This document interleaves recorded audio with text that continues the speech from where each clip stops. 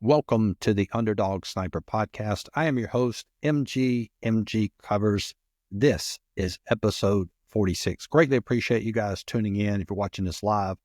Small technical delay, but we are here and ready for our usual Monday podcast. A lot to cover, some personal stuff. We had a really good weekend here as far as weather-wise. We're into February. I've played 2 rounds of golf in January. Last year, 133 rounds of golf for 2024, which is a lot. And I basically play almost every day, a lot of 9-hole days.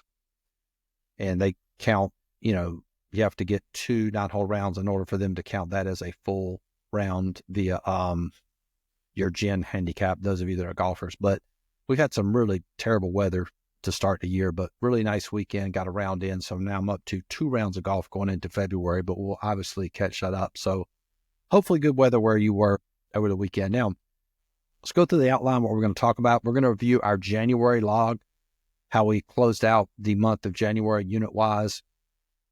Second thing we're going to talk about, the sports betting space is at an all-time low. Very sad that this is where we are, but it is, and it warrants a discussion about that. Third thing we're going to talk about, playing all Moneyline dogs in college basketball. I'm going to show you something that's super fascinating, and if I told you what the record was, you would probably say there's no way that concept would be profitable, but it is. And then the fourth thing we may dive into is I'm sort of at a crossroads as far as my approach to the business side of basically my business and how I want to approach that moving forward. Sorry, so let's dive into it. We'll pull up the log for January, and we ended up profitable for January. You can see there we're at 4.14 units, and if you're new watching this podcast, the correct way to grade your units is, irregardless if it's a 2-unit play, a 5-unit play, or you'll see handicappers call it a 2% play, 5% play. In order to compare apples to apples, you grade everything 1 play as 1 unit. That way somebody, if they have 2 plays, they go 0-2, or they go 0-3, 0-4, and 5, and all of a sudden they have a 10-unit play, handicapper's 1 and 6. He's really not a good handicapper, even though he might say I'm up, 6 or 7 units. And the same if you're watching or seeing stuff on Twitter and you see somebody post, we're up 36 units over the weekend. That's not true. They're not up 36 units over the weekend. So grading 1 play as 1 unit, we finish out January 4.14 units, really good. We'll take a look at, of course, we got NCAA basketball up to 12. Should have cashed that out and shut NCAA basketball down, but did not. So that's where we are. NHL's on a really good run, 16-10 to close out January, 6 units. And really my goal for this is for NHL, I want to get NHL to basically close out at 10 units. And then I feel like we got 2 models we're working with soccer. I'll show you soccer in a second. I feel like I can get count for soccer maybe 10 units for 2025. That would put us at 20 units with NHL and soccer. And now with everything else, we only need probably, 30 units to have a really good year. If we do, say, 20 units in Major League Baseball, which I think is realistic, factoring in some regression, we had, 48 units 2 years ago, 47 units 2 years ago, and then 35 this past year. So I feel like, we should be able to get 20. I don't see any major changes in MLB or the reason why we can't. So you figure 10 NHL, 10 in soccer, that's 20, 30 in baseball, or 20 in baseball puts us at 40 units going into the fall. 10 to 15 units with our fall sports, and that gets us well over 50 units year to date. So when you break it down that way, not really that, or doesn't seem that difficult. It's a very difficult business, but it doesn't seem that difficult. So super excited with our review. Now, what I want to show you too, this is fascinating. I'm going to go over here to Twitter. And of course, this is public information. And I said there was a lot of new Twitter accounts, and what they're doing is they're tracking results of a lot of these, quote, professional handicappers. Now, what this TR handicap tracker, give him a shout out. He tracks, I think he has a subscription to Wager Talk and all the handicappers at Wager Talk. Now, this was for the month of January. You can see there, and let me explain this. So when you see 81.84 at the top, and then the bottom down here is 61.65. I don't think they're actually down 52 units. Now, this was the old school way that they graded this. So all you have to do is divide it by 1,000 to get the units. So this top handicapper, 81.84, you divide that by 8, he's actually up 8.1 units. The next guy, 5.3, next guy, 4.8, 3.5, and so on and so on. So you see this guy down here at the bottom is minus 6.1 units. And he said 50% of their cappers were profitable for January and 50% were not. And so if you would throw me in to this mix, and you can see right here, I would be, what does it look like they have? It looks like they have like 20 handicappers, 1, 2, 3, 4, 5, 6, 7, 8, 9, 10, 11, 12, 13, 14, 15, 16, 17, 18, 19, 20, 21, 22, 23, 24, 25, 26, 27, 28, 29, 30 handicappers. And if you put me into the mix, I would be fourth. So out of the 30 handicappers at Wager Talk, I would be ranked fourth. You can see there 4.8. And then we closed out January at 4.1. So again, business is very difficult. It's very difficult for even, quote, professionals. And I would say even amongst professionals, I don't think, especially those that sell picks, which we'll get into in this next part, do not profit long term. And that's a big problem in our industry. I'll show you another capper here just so you can have some perspective. I don't want to say the name out loud. You can see it on the screen if you're watching. Now, he posted this. He posted his recap for Sunday, and he posted his year-to-date. This was through yesterday, so this isn't all of, so I guess it's 2 days into February. Year-to-date, 220 wins, 208 losses, and in the hole, minus 16.9 units. So again, here we are. We're only 30 days into the new year, and you have a lot of handicappers in a big deep hole, which kind of brings me to the second point I want to talk about in the podcast, is that the sports betting space is at an all-time low. I have never seen so many people that are like selling plays, and fraudulently misrepresenting the sports handicapping industry. And what you have to realize is, and it really bothers me to be associated. I've really struggled with this the last 2 days. It bothers me to be a legit long-term profitable sports handicapper and to be associated with the industry, because 95% of the people in this industry, I don't know what the number is of people that sell plays, but it seems like it's more than just, quote, professional handicappers. A lot of people just setting up account. There's 2 sites. There's a site called Dub Club that I looked at over the weekend, another site called Winnable. And the amount of garbage that's on both of those sites, it's insane. And all that is promoted on those sites is short term. We're on a 24-5 run. And I think to the uneducated person, a lot of people are attracted to that. So when they see, hey, this guy's on the 24-5 run, I'm going to sign up for his services. Well, the reality is he's going to encounter a tremendous amount of regression. He's not going to go 24-5 in the next 29 wagers, right? He's probably going to go well below 50%, because that's just the basic formula for understanding statistics and how they work. But I think to the uneducated prospect or client, they associate that with success. And so one paradigm shift that I'm going to make in the business is I don't think I'm going to post. Well, let me say this first. Now, these sites out here that are tracking other handicappers, I'm grateful for that, because I think it's a much needed service. And it sheds a light on the fact that the majority of professionals are not even, or the quote, so-called professionals are not profitable. They're profitable selling picks, but they're not profitable at doing this business.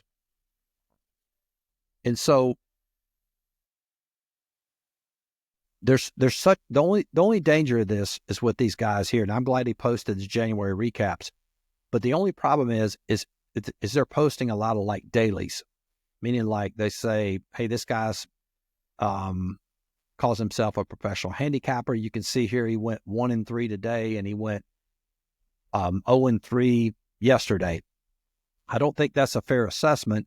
And the danger in doing that is it sets up the average ignorant potential client, whether it's with me or any other service, to think that, okay, that's what's most important.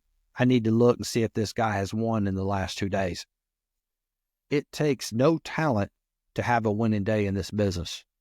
Anybody and everybody can do it. It takes zero talent to have a winning day. No talent whatsoever. And obviously you're going to have losing days. So whether somebody has a winning day and post that really doesn't, there's no relevance in that. So the shift I'm going to make in my business, I don't think that I'm going to post, every single day. Hey, here was the update. We went 1-3 today. We went 2-0 today. We went 1-2 today, 3-0 the next day, because it's all irrelevant. All that matters in this business is, can you win long term? And now after 1 month, I've already showed you how the dispersion now that we're 30 days in, we have guys that are in the whole 8 units, guys in the whole 5 units, guys in the whole 16 units. And probably if we investigated and there was a legit way to track it, you're probably, if only 5% of the people are profitable long term, it's probably well over half of those people are already in the hole. And it's probably higher than that, because a normal quantity of wagers in 1 month is probably around, probably 100 wagers. I don't know what we've wagered so far year to date, but it's probably in that range. And I've often said, I generally average about 1,000 wagers a year. So you figure 100 wagers in a month is about average for most people. And most people now are already buried. So really what I'm going to focus on is whether the market conforms to me or not, I'm still going to focus on long-term and not so much of showing every single day, because I think what happens and the danger and the reason I think people get ripped off, especially from a client perspective, is there's all this emphasis put on daily. So if you're uneducated, and most people are before they get into this industry and they're searching around, they're thinking that, hey, they need to find somebody that, had a couple winning days. Somebody sees a YouTube video, they follow me on Instagram, and then I'm posting my record every single day. They see 2 losing days and they're out. But they don't realize long-term will be profitable. And that short-term really should not be the focus at all. So I think for me, I will definitely do a monthly update, but every single day, obviously I might show some, I'll show some progress of some of these models and stuff like that, but committing to posting every single day is just not important. What you're looking at on this screen and what you're looking at here for the log is very important, because after 30 days, there's we start to see that dispersion. We'll start to see it next month, and so on and so on and so on to the end of the month.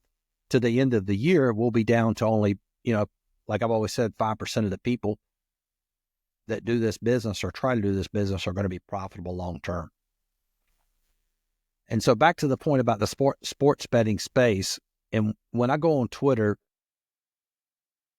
it's just at an all-time low. Like so many people, I can't think of the female that talks about sports. She's the one that wears very risque clothing, and she does this segment called Walking Bets.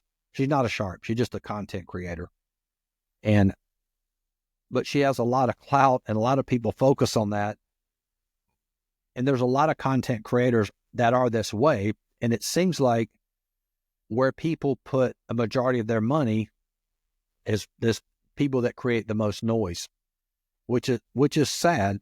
And that's going to lead to losing. But again, the people that get in this industry are not educated. And so it's real frustrating for me to see this, because it feels like I'm trying to figure out a way to explain this. It's frustrating because I know I'm legit. And I feel like probably, I don't know if it's jealousy, but I do feel like my business should be bigger. And the problem with a lot of it is the fact that if you are legit and you are transparent and you talk about the negatives, which means you're not going to win every day, you're going to have losing skids, the uneducated consumer is not attracted to that. It's a concept called confirmation bias. They want to gravitate towards what they think is real. So somebody says, hey, we're on a, year to date, last year we hit 70%, which obviously isn't true, but people want to believe that that's true, and then they gravitate towards that. And another way to think about this, I'm looking at some notes.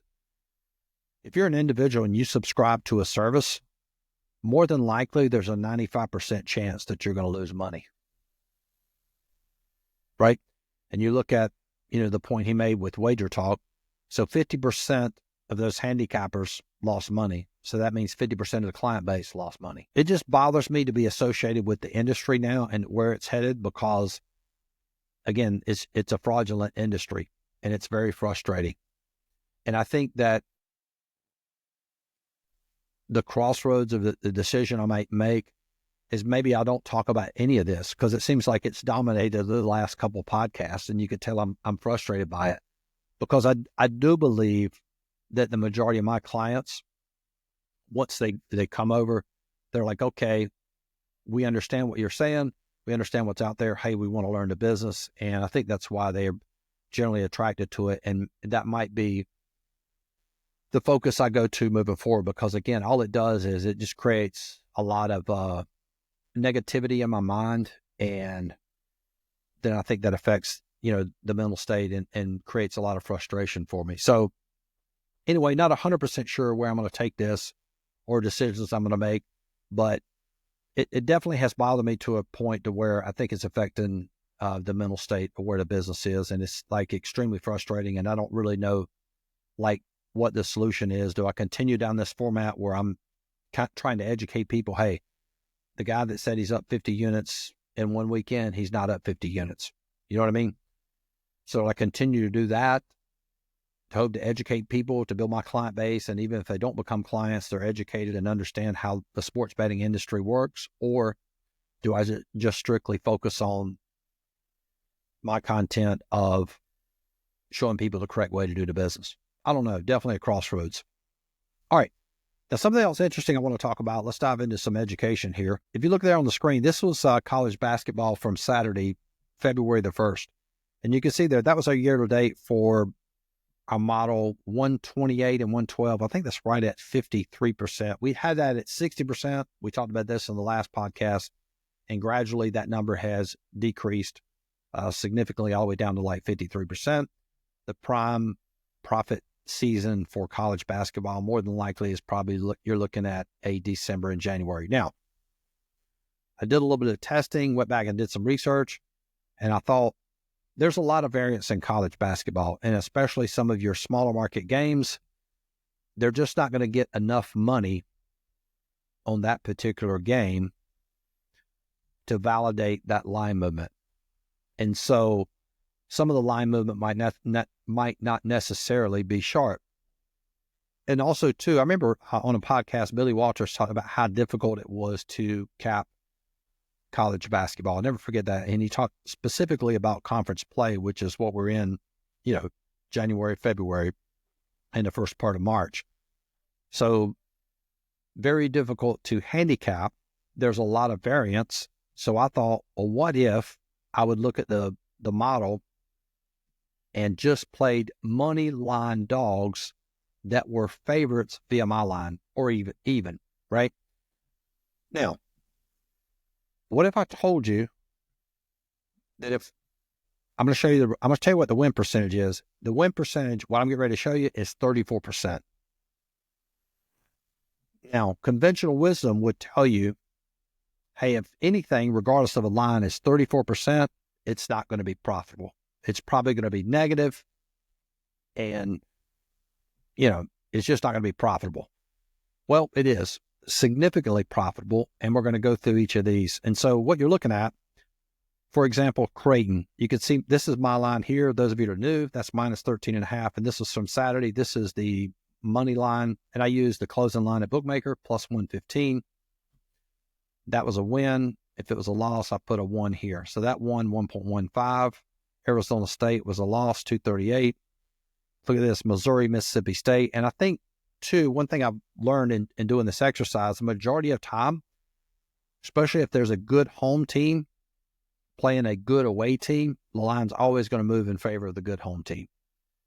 and naturally so, because home teams or favorites in home teams in college basketball win 70% of the time. So a lot of times the line is going to be shaded to that side, and also the line is going to move in that direction as well.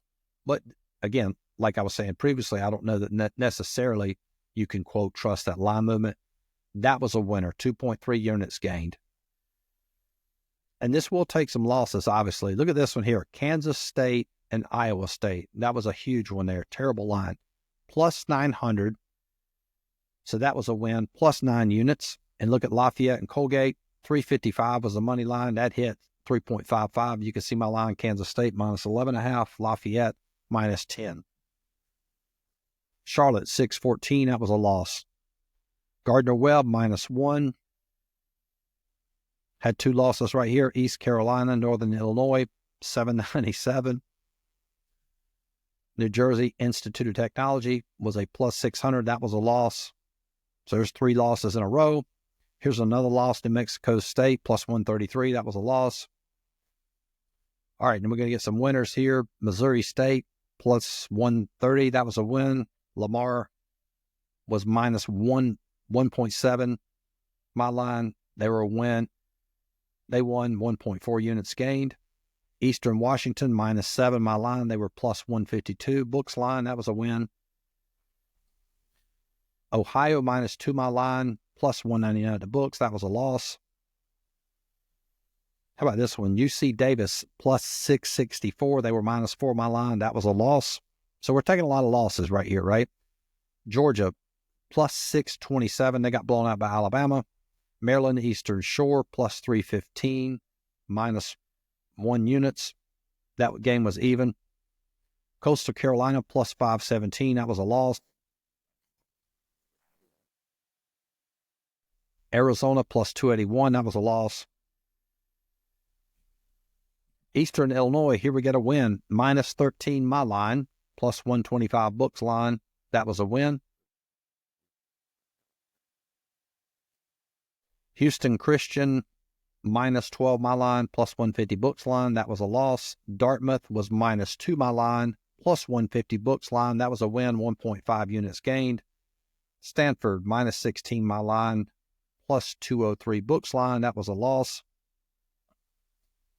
And then here was a big one. Sac State, minus 3, my line, going up against Montana. They were plus 506, books line. That was a loss. So I'll go ahead and tell you, one of the secrets to cashing moneyline dogs, and that's sort of the premise of this, is that you have to play moneyline dogs. So in NFL or any sport, any spread sport, if all you play are just simply spreads, you have, in order to break even, you have to hit 53% just to break even. And so to profit, you need to be 54, 55%. Very, very difficult to do. All right, let's continue on.